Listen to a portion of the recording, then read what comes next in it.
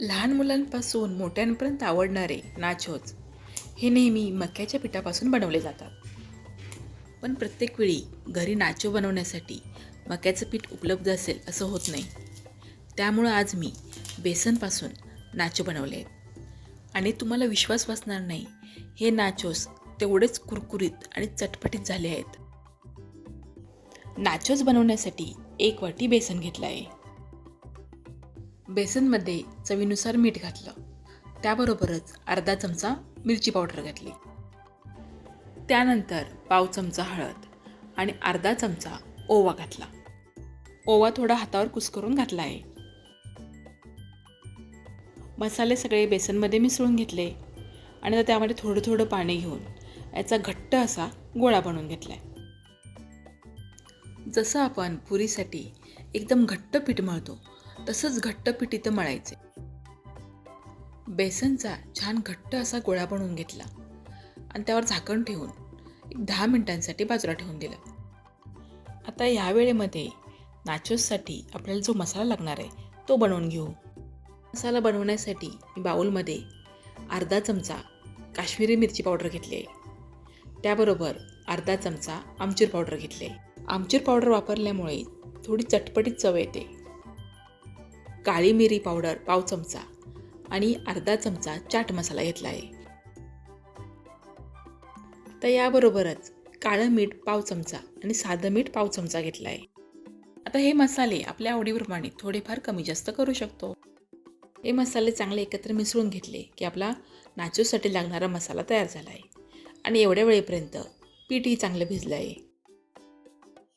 आता हे पीठ पुन्हा एकदा चांगलं मळून घेतलं आणि त्याचे गोळे बनवून घेतले. जसं आपण चपातीसाठी जेवढा गोळा घेतो तेवढा त्याचा एक गोळा बनवून घेतला आहे. आता हे लाटून घेण्यापूर्वी पोळपटला आणि लाटण्याला छान तेल लावून घेतलं. आता बेसनची पोळी लाटून घ्यायची. ही पोळी जेवढी शक्य होईल तेवढी पातळ लाटायची, कारण जेवढी पातळ लाटली जाईल तेवढेच नाचोस कुरकुरीत होणार आहेत. आता बेसनची पोळी एकदम पातळ लाटून घेतली आहे. आता त्याला चौकोनी आकार द्यायचा आहे. चाकूने चारी बाजूचे गोलाकार काढून घेतले आणि पोळीला चौकोन आकार देऊन घेतला.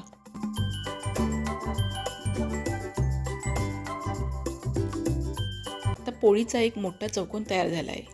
आता यामध्ये पुन्हा आपल्याला छोटे छोटे चौकोन बनवून घ्यायचे. त्यासाठी चाकूने समान अंतरावर उभे आणि आडवे असे कट दिले. त्यामुळे एकाच मापाचे चौकोन तयार झाले आहेत. आता या चौकोनामध्ये बरोबर मध्ये कट देऊन याचे समान आकाराचे त्रिकोण बनवून घेतले. आता समान आकाराचे सगळे नाचोस तयार झाले आहेत. आता हे नाचोस तेलात तळताना ते फुगू नयेत यासाठी काट्या चमच्याने त्यावर टोचे मारून घ्यायचे.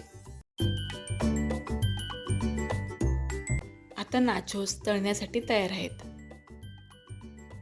नाचोस तळण्यासाठी मी तेल एकदम कडक गरम करून घेतलं आहे आणि गॅस मध्यम ठेवला आहे. कढईमध्ये मावतील एवढे नाचोस मी तेलामध्ये सोडले आहेत. तर एक उलटे सुलटे करून दोन्ही बाजूनी थोडा रंग बदलेपर्यंत छान असे भाजून घ्यायचे आणि मध्यम गॅसवरच भाजायचे आहेत. हे नाचोस भाजण्यासाठी खूप वेळ लागत नाही, कारण आपण ते एकदम पातळ असं बनवले आहेत. अशा पद्धतीनेच मी सगळे नाचोस तळून घेतले आहेत. आता मस्त कुरकुरीत असे नाचोस तळून तयार झाले आहेत. आता हे नाचोस गरम असतानाच यावर मसाला भरभरून घ्यायचा आहे. प्लेटमध्ये नाचोस घेऊन त्यावरून जर आपण वरून मसाला भरभरला तर तो नाचोसना सगळ्या बाजूने व्यवस्थित लागत नाही. नाचोसना मसाला सगळ्या बाजूने व्यवस्थित लागावा म्हणून मी एक स्टीलचा डब्बा घेतला आहे आणि त्या डब्याच्या तळाला 1 चमचा मसाला सगळीकडे पसरून टाकला. डब्बा अर्धा भरेल एवढे नाचोस त्या डब्यामध्ये घेतले. वरून पुन्हा अर्धा चमचा मसाला भरभरला आणि डब्याला झाकण लावून डबा असा एकसारखा हलवून घेतला. यामुळे मसाला नाचोसना सगळ्या बाजूने अगदी व्यवस्थित लागतो. आता तुम्ही बघू शकताय मसाल्यामुळे नाचोसचा रंग किती बदलला आहे. आता बाकीच्या नाचोसना पण असंच मसाला लावून घ्यायचा आहे. फक्त डब्यामध्ये भरताना डब्या एकदम फुल्ल भरायचा नाही, तो अर्धाच ठेवायचा, म्हणजे ते छान हलवता येईल आणि मसाला व्यवस्थित लागेल. कुरकुरीत आणि चटपटीत बेसनचे नाचो तयार आहेत. व्हिडिओला लाईक आणि शेअर करा. चॅनलवर नवीन असाल तर सबस्क्राईब करा. धन्यवाद.